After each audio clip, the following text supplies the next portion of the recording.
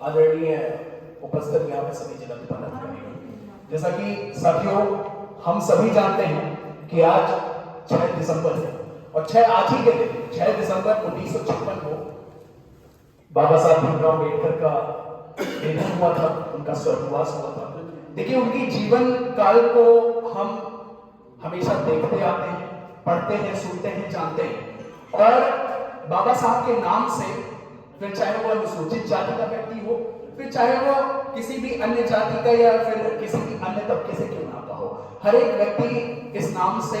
जुड़ा हुआ है, जानता है। जो समाज को जोड़ने का काम बाबा साहब की विचारधारा में बाबा साहब ने स्वयं जो अपने जितने भी कार्य करे हैं उनका हमेशा ध्येय रहा है कि समाज को जोड़ने का काम कैसे करा जाए, समाज को हम कैसे,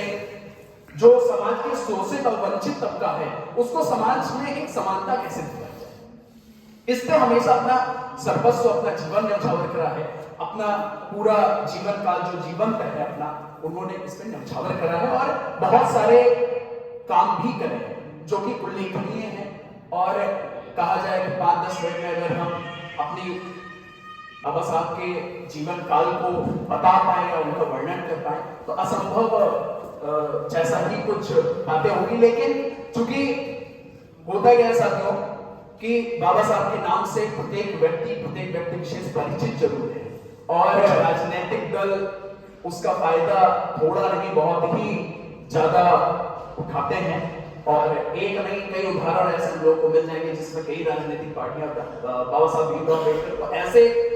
एक एजेंडा बना देती है, एक ऐसा चेहरा बना देती है जैसा लगता है कि बाबा साहब भीमराव अम्बेडकर एक राजनीति का जरिया है और अगर इनको हम आगे लेकर चलेंगे तो हमारी राजनीति चमक जाएगी। लेकिन बाबा साहब ने जो समाज के लिए करा है, जो शोषित, वंचित, अनुसूचित व्यक्ति विशेषों के लिए करा है वो,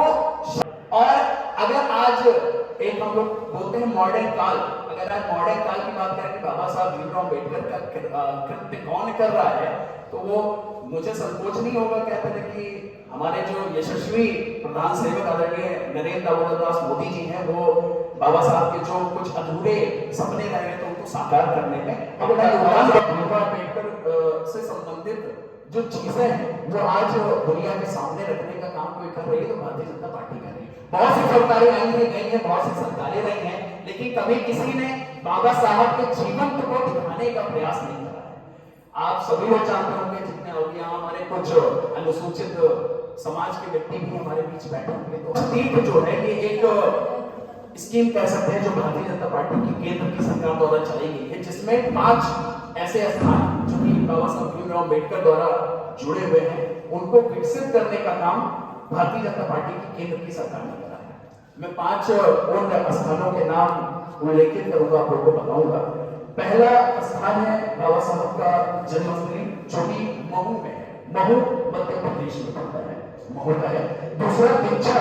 जहां हमने दीक्षा ली है वो है नागपुर में। तीसरा मुंबई का इंदू है जहां पे वे रहे हैं। चौथा एक लंदन का भी आवास है। साथियों राष्ट्रीय स्तर पर नहीं अंतरराष्ट्रीय स्तर पर भी भारतीय जनता पार्टी ने कार्य करा है। लंदन में जाकर जहां पे बाबा साहब भीमराव अम्बेडकर ने अपना जीवन काल व्यतीत करा है उस जगह को विकसित करने का काम करा है। लंदन का उस आवास भारतीय जनता पार्टी की सरकार विकसित कर रही है जिससे जो जीवन है, जो बाबा साहब का जीवन है उसको हम लोग परिचित हो सके। हम सुनते तो आ रहे हैं बाबा साहब भीमराव अम्बेडकर ने ये करा वो करा, कैसे करा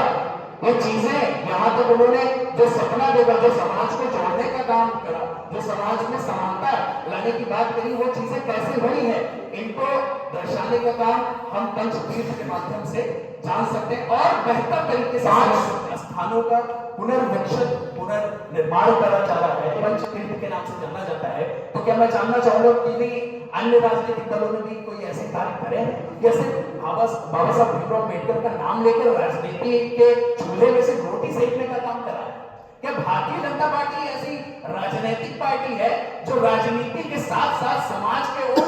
उन महावीरों को याद करती है, उन महावीरों के कार्यों को याद करती है, उन महावीरों के जितने भी कृत्य हैं उस समाज को सामने उल्लेखित करने का काम करती है? ये भारतीय जनता पार्टी ही ऐसी एकमात्र राजनीतिक पार्टी है जो चीजों को ऊपर से जो हवाई चीजों को लाके धरातल पे रख के एक जीवंत